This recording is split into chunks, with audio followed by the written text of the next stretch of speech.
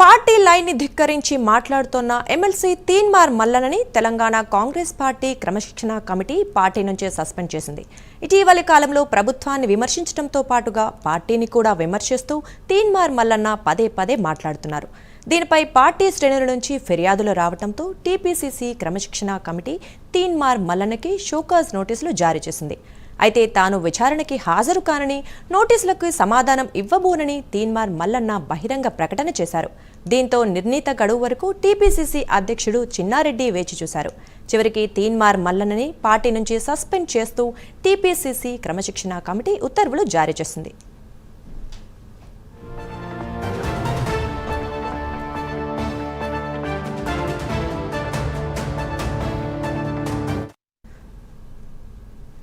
ఇక ఈ అంశం గురించి మరిన్ని అప్డేట్స్ మా ప్రతినిధి అజీం అందిస్తారు. అజీం, చెప్పండి.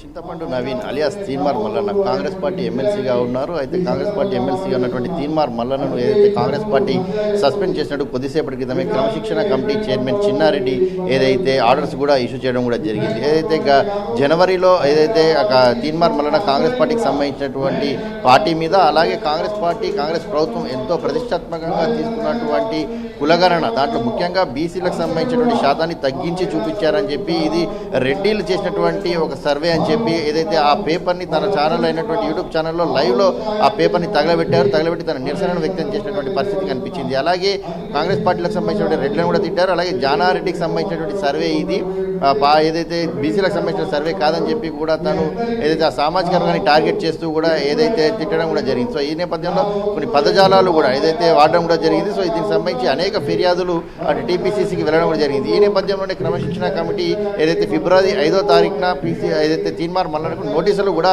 జారీ చేసింది. ఫిబ్రవరి 12వ తేదీ లోపున ఏదైతే దీనికి సంబంధించి వివరణ ఇవ్వాలి, ఎందుకు మీరు పార్టీకి సంబంధించిన ప్రభుత్వానికి వ్యతిరేకంగా మాట్లాడారు, పార్టీలో ఉంటూ పార్టీకి సంబంధించిన నాయకులపైన ఎందుకు వ్యతిరేకంగా మాట్లాడారని చెప్పి కూడా దీనికి సంబంధించి ఒక వివరణ ఇవ్వాలని చెప్పి కూడా ఏదైతే క్రమశిక్షణ కమిటీ ఏదైతే తీన్మార్ మల్లన్న కోరడం జరిగింది. సో మనం అనేక సందర్భాల్లో తీన్మార్ మల్లన్నతో కూడా మాట్లాడాం. నేను దీనికి సంబంధించినటువంటి వివరణ ఇవ్వను, ఎందుకంటే నేను ఏ వివరణ ఇచ్చినా ఇప్పటికే పార్టీలో రాహుల్ గాంధీకే ఇస్తాను, పార్టీలో పైన స్థాయిలో అందరికీ ఇచ్చాను, కానీ ఇక్కడ ఇవ్వాల్సిన అవసరం లేదు. నేను వివరణ ఇస్తే బీసీ సామాజిక వర్గం మొత్తానికి కూడా తలదించుకున్నట్టు అవుతుంది. సో నేను వివరణ ఇవ్వాల్సి వస్తే బీసీలకు ఇస్తాను తప్ప పార్టీకి ఎవరు, ఎందుకంటే పార్టీ లైన్లోనే ఉన్నాను, రాహుల్ గాంధీ లైన్లోనే ఉన్నాను, రాహుల్ గాంధీకి నేను ఏం చెప్పాలో చెప్పానని చెప్పుకుంటూ ఏదైతే తీన్మార్ మల్లన్న చెప్పుకుంటూ వచ్చారు. కానీ కొద్దిసేపటి క్రితమే ఏదైతే క్రమశిక్షణ కమిటీ చైర్మన్ చిన్నారెడ్డి ఏదైతే ఆర్డర్స్ ఇష్యూ చేశారు, పార్టీ నుంచి సస్పెండ్ చేస్తున్నందుకు, పార్టీ వివరణ ఇవ్వనందుకు, అలాగే పార్టీలో ఉంటూ పార్టీకి సంబంధించి వ్యతిరేకంగా మాట్లాడడం, ప్రభుత్వం తీసుకున్నటువంటి నిర్ణయాన్ని వ్యతిరేకంగా ఆ పేపర్స్ని తగలబెట్టడం, ఇలాంటి అంశాలను దృష్టిలో పెట్టుకొని ఏదైతే సస్పెండ్ చేస్తున్నట్టు ఏదైతే ఉత్తర్వులు కూడా జారీ చేశారు. దీనికి సంబంధించి పీసీసీ అధ్యక్షుడు మహేష్ కుమార్ గౌడ్ మాట్లాడుతూ కూడా